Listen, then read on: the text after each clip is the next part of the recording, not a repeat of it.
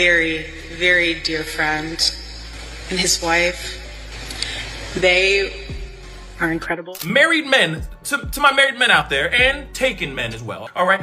When you hug another woman that is not your partner, are you doing full body hug and the hand on the waist? Bruh, the hand on the waist. Are you able to walk back to your partner, to your boo thing, without having your head completely removed from your body? Those photos and that moment was weird. And again, aren't you like hugging them like this? Butt out, like this. You're not doing the whole pelvis to pelvis, holding the waist, her hand in the back of your head. I'm telling you right now, you are not going to be alive the next morning. And from that moment forward, the Erika Kirk saga began to spiral completely out of control. The viral video featuring Erika and JD Vance has taken social media by storm. Millions are watching, analyzing every second, every glance, every subtle expression. Rumors suggest that Charlie Kirk's parents were deeply heartbroken after seeing the clip. They reportedly described the moment as a profound betrayal. Considering all the pain the family had endured since Charlie's passing, the internet erupted in chaos. The timing of the video couldn't have been more suspicious. Erika suddenly found herself at the center of a digital storm of speculation about her spread, like wildfire, from her glowing presence at public events to her unusually calm composure. While the online world raged with debate, every action was scrutinized. And then came the hug. What started as gossip turned into something much bigger, igniting controversy like a spark hitting dry tinder. Once the clip surfaced, countless theories flooded the internet. Was Erika subtly revealing a deeper connection with JD? Were we witnessing the rise of an unexpected political romance unfolding in real time? To newcomers, this wasn't just idle chatter. The tension between them had been simmering for quite some time. Now, it was exploding across every platform. Many were convinced that something more personal was hidden beneath the surface, and all signs pointed back to the Turning Point USA event, the very moment that sent social media into a frenzy when Erika Kirk stepped onto the stage. She began by speaking about her late husband, Charlie. Her voice wavered slightly as she said, "No one will ever replace my husband. No. But I do see some similarities of my husband in JD and Vice President JD Vance. I do. And that's why I'm so blessed to be able to introduce him tonight, JD Vance." Every smile carried a subtle message, and there was something in her voice, as if her heart had revealed what her mind had tried to conceal. Online forums began to erupt with discussion. One commenter wrote, "They're trying to turn Erika and JD into the new faces of the national Christian movement." Holy shit, they are trying to replace Usha Vance with Erika Kirk. Because Erika Kirk and JD Vance is their Christian nationalist wet dream. And you won't convince me otherwise. What is this? What is this body language? When did we start putting our hands up in the hair of our friends when we hug? Yeah, no, you don't. This is weird. Since that moment, countless videos, articles, and online discussions have flooded the internet, all circling around one burning question: was that hug merely a comforting gesture, or did it reveal something more?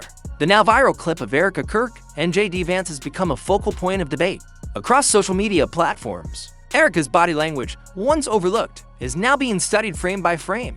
Viewers have analyzed the gentle touch of her hand on JD's hair, the slightly prolonged gaze that lingered between them, and that faint, emotional smile that seemed to carry an unspoken message. It was subtle but powerful, enough to make people question what they were really witnessing. Since when? People ask, do friends stroke each other's hair during a public embrace on stage? Especially during such a serious event. Many believe that it wasn't just an innocent or random act of comfort.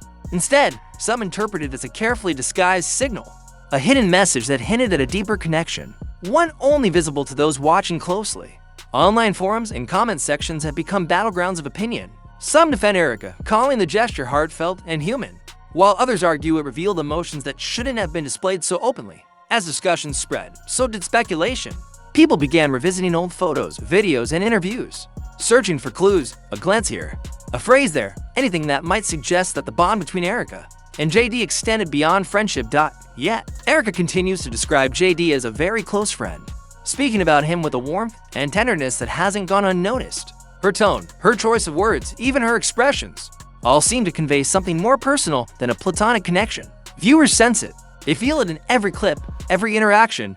The chemistry between the two is impossible to ignore. The lingering glances, the knowing smiles, and the subtle tension between them created an atmosphere that many described as electric. Then came the defining moment, the hug. Captured in a viral clip, Erika Kirk and JD Vance shared an embrace that appeared to intimate, too emotional for the solemn occasion of a memorial. And from that single moment, the internet hasn't stopped talking. Oh, and then there's this one. JD, why are your hands so low? There's no reason for them to be on her hips, but there they are. But if that's not enough, here is her introducing him at Turning Point. I am tremendously blessed and honored tonight to be able to introduce to you a very, very dear friend and his wife. They are incredible. And I see no one will ever replace my husband. No. But I do see some similarities of my husband in JD and Vice President JD Vance. I do. And if you're not convinced yet that they're trying to replace her with Erika Kirk, this is him when asked by a student about him and his wife's difference in like their religious beliefs, and he ends it with this. Do I hope eventually that she is somehow moved by the same thing that I was moved in by church? Yeah, I honestly do wish that, because I believe in the Christian gospel, and I hope eventually my wife comes to see it the same way. He wants her to fall in line. He wants her to be a Christian nationalist just like him. And if he can't convince her, he'll find a new one. The speaker was said to have meant that Charlie wanted his wife to continue the faith he had once devoted himself to, but perhaps if she had chosen a different path, someone like JD might have been ready to step into that role. The atmosphere that day was heavy, filled with emotion and reflection. Yet what followed shocked everyone who was there, completely devastated and stunned. Charlie Kirk's family reportedly saw that moment not as an awkward misunderstanding, but as something deeply unsettling. To them, the hug between Erika and JD wasn't a simple display of comfort, it was disrespectful, especially within the sacred context of a memorial meant to honor Charlie's life and legacy. There had already been quiet whispers about tension between Erika and the Kirk family before this event, but after that moment, whatever fragile connection remained seemed to shatter completely. Everything unfolded in public view, like a scene from a film, each frame captured, replayed, and scrutinized by millions of eyes online. The internet reacted instantly. Within hours, social media had exploded with commentary. Fans, critics, and media analysts dove into every detail, trying to decode what they had just witnessed. The video clip spread across platforms, dissected second by second. Body language experts soon entered the conversation, transforming the entire incident into a case study of silent communication and emotional cues. One of the most discussed details was Erika's hand position, the way her fingers ran softly through JD's hair. It seemed gentle, even tender, but to trained observers, that single gesture carried deeper meaning. Behavioral analyst Tracy Brown was among the first to speak publicly about it. She explained that such an action was not an accident, it was deliberate, intentional. In her words, it's a gesture that conveys intimacy and focus. You do it when you want the other person's complete attention, no distractions, no distance. Her statement quickly set the tone for what would become one of the internet's most analyzed videos. Soon after, Patty Wood, author of Snap, making the most of first impressions, body language, and attraction, added her perspective. She didn't soften her words. They're standing close. He's smiling, and she's running her hand through his hair. That's not a friendly gesture, it's personal. Patty emphasized that such a move wasn't random. It was a nonverbal message, subtle yet powerful, emotional yet controlled. Observers noted how Erika's fingers gently curved around JD's head, pulling him closer in a small but unmistakably intimate move. Experts agreed it wasn't just comfort or sympathy, it showed confidence, even quiet dominance. As one analyst put it, that touch said, "I have your attention, and I know it."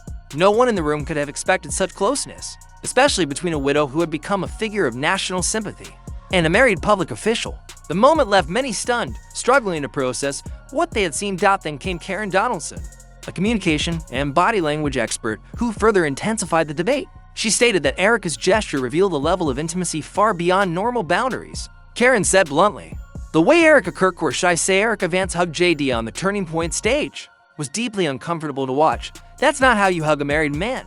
Her comment went viral almost immediately. Viewers began asking the question everyone was thinking, but few dared to say aloud. Were the two really just close friends, or was there something more? Karen concluded that such familiarity could only develop over time between two people who shared more than a passing acquaintance. That kind of closeness doesn't happen overnight, she explained. Her statement ignited social media. The comment section turned into a battlefield of speculation. Many found it hard to believe that two people could show such natural comfort if there wasn't a deeper bond. The question spread like wildfire. What really happened between Erika Kirk and JD Vance? Was that hug a fleeting emotional response to grief, or something far more personal? Whatever the truth, one thing became undeniable. All eyes online were now on them. That moment changed everything. The energy in the room, JD's composure, and Erika's expression all became part of a public dissection. JD's reaction, in particular, spoke louder than any words could. He didn't flinch. He didn't step back. He didn't even look surprised. Instead, he leaned in, smiled softly, and allowed the moment to linger. Patty Wood, once again analyzing the footage, noted that his slight smile was the most revealing detail of all. That expression, she said, communicates warmth, even a trace of excitement. It's not discomfort, it's acceptance. But what truly sent the internet into a frenzy was what came next, the position of JD's hand. When his hand slid gently down Erika's side, the entire room seemed to freeze. The internet followed suit, pausing, replaying, analyzing every millisecond. Tracy Brown later commented that this movement wasn't formal or detached, especially not at a public memorial.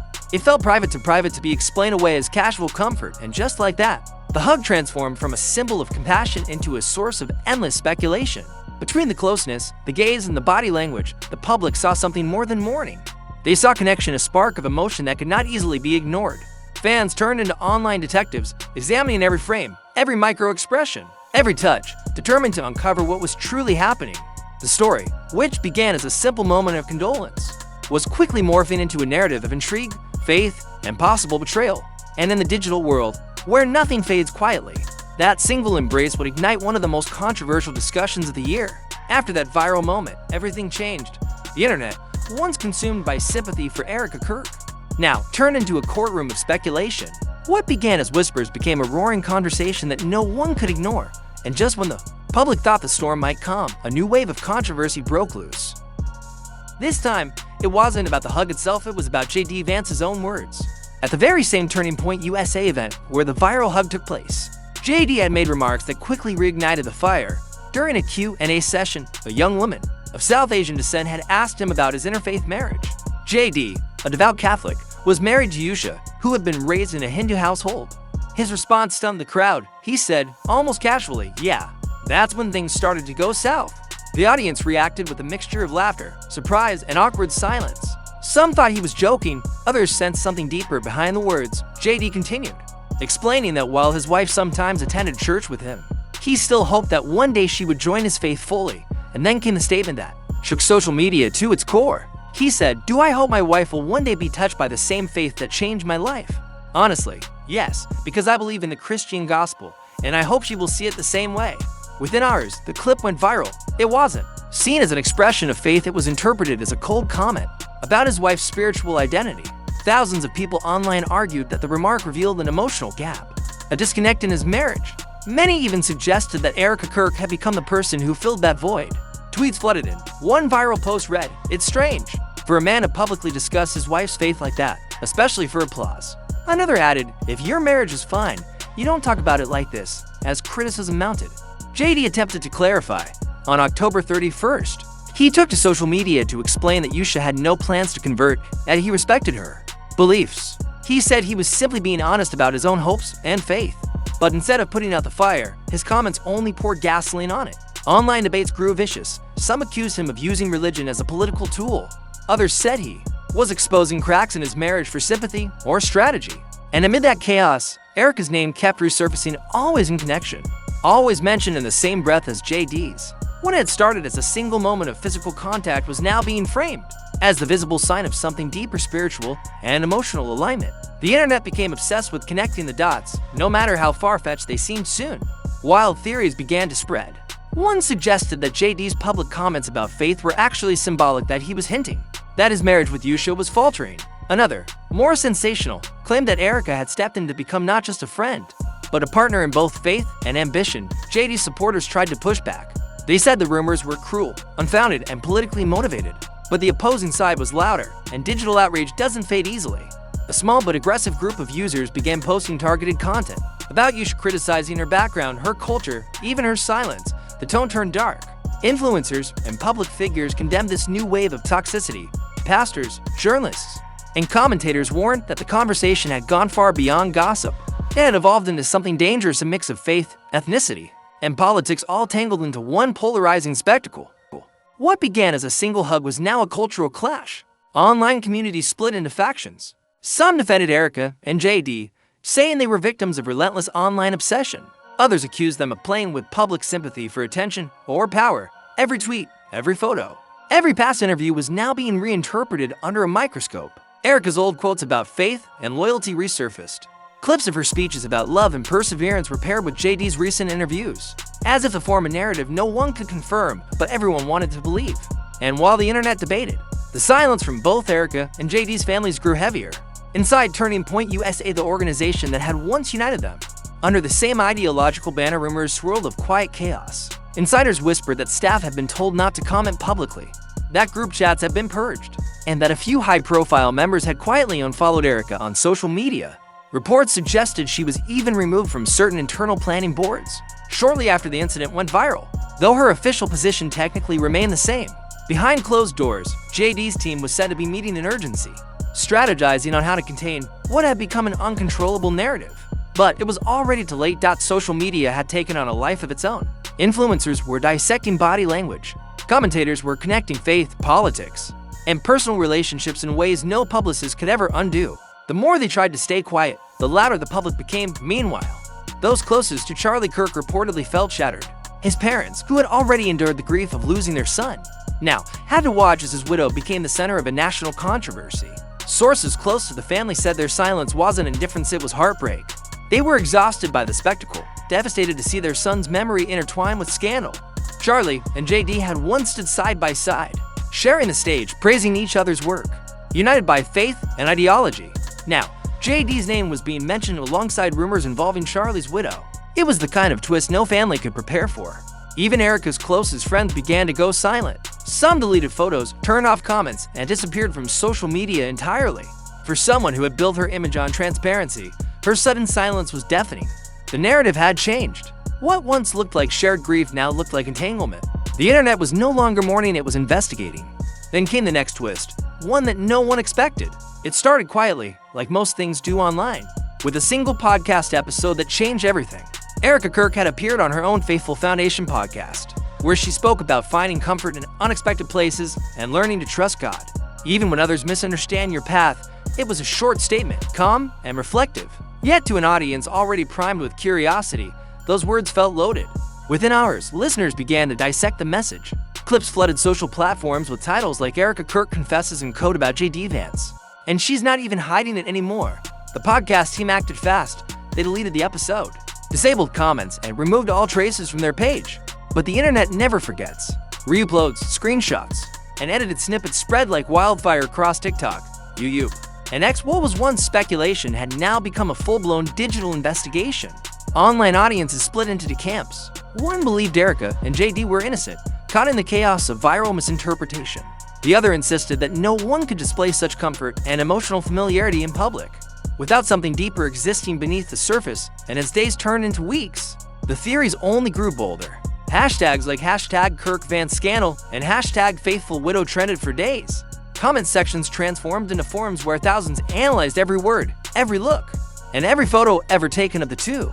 Fans began comparing JD Vance's older speeches before Charlie Kirk's passing with those after. Some pointed out subtle differences in tone, expressions, and even glances when Erika was nearby. Then, in the middle of one quiet night, a new storm hit. A blurry photo surfaced online, uploaded to Reddit and Twitter, allegedly showing JD and Erika seated together at a dimly lit restaurant. There was no clear timestamp, no location, just two silhouettes leaning close, appearing deep in conversation. It took only minutes for the image to go viral. Some declared it proof. Others claimed it was doctored. His team quickly issued a response, saying the photo was misleading and possibly manipulated. But the damage was already done. The photo spread across thousands of accounts before anyone could stop it. Once again, people saw what they wanted to see. To supporters, it was an invasion of privacy. To critics, it was confirmation of everything they'd suspected. And as opinions solidified, the story took on a life of its own, no longer about truth, but about perception. Even conservative commentators were divided. Some claimed JD was being politically targeted, that the story was a smear campaign to damage his rising reputation. Others accused Erika of leveraging public sympathy, using her widow's status to maintain influence. One viral post read, "She's building herself as America's loyal widow while climbing the ladder of power." The phrase spread instantly, and soon, the hashtags began trending side by side. #FaithfulWidow and #KirkVanceScandal. Behind all this noise, however, something very real was happening. Sources close to both families reported a growing rift. According to those insiders, Vance had quietly withdrawn from public life. She had reportedly moved with her children back to Ohio, away from the spotlight and the endless speculation in Washington, D.C. That move, though unannounced, only fueled more gossip. Meanwhile, Erika Kirk vanished from the internet completely. Her pages went silent. No posts, no stories, no updates, nothing. For someone who once shared every prayer, every photo, every family moment online, her silence felt deliberate. It didn't seem like peace. It felt like pressure. The kind that builds behind closed doors when a storm is still raging outside. Insiders said JD's political advisors were deeply concerned. They feared the scandal's shadow would stain his long-term ambitions. In a world where image is everything, perception had become a political weapon. Opponents were reportedly compiling clips, quotes, and screenshots ready to use when the timing was right on Erika's side. Brand deals, speaking invitations, and faith-based partnerships reportedly began to vanish. Sponsors quietly pulled out, calling the matter a values conflict. It wasn't about guilt or innocence anymore. It was about reputation. The digital fire had grown too large for anyone to stand near without getting burned by now. The story had outgrown the people at its center. It had become a symbol, a reflection of the modern internet, where rumors evolve faster than truth. What started as a single hug had transformed into a cultural storm about faith, loyalty, and influence. Each image, each glance, each deleted post became part of a larger narrative, one no one could fully control. Analysts began calling it the new age of digital politics, where personal relationships, media perception, and power merged into a single spectacle and had its course to the people, JD and Erika. Now, watched like characters in a live reality drama. Every move was studied, every silence was interpreted, every smile was seen as strategy, but the deeper lesson was clear in the age of viral media. A moment can define a lifetime. All it takes is one gesture, one misunderstood look, or one leaked photo to rewrite reputations in real time. Public fascination turned into obsession. Fan pages crafted fictional posters calling them America's faith and family duo. Edits, montages, and fanfiction flooded the internet, blending grief, religion, and politics into one strange, ongoing story. The line between truth and fantasy blurred beyond recognition. People began asking a single question: what if it were real? Because if JD Vance and Erika Kirk were ever to become an actual couple, it wouldn't just be personal, it would be political. Commentators warned that such a pairing could reshape the entire landscape of conservative politics. Imagine it, the widow of Turning Point's founder aligned with one of the movement's most visible rising figures. It wouldn't just make headlines, it would rewrite power dynamics. It would be more than a love story. It would be a strategic alliance, one that could alter how influence and faith intersect in modern America. Of course, it's all still speculation, a web of rumor, theory, and public fascination. But the fact that millions even see it as possible says everything about the times we live in. Politics is no longer confined to policy. It's spectacle, it's storytelling, it's image, and in that theater, JD Vance and Erika Kirk are now center stage, willingly or not.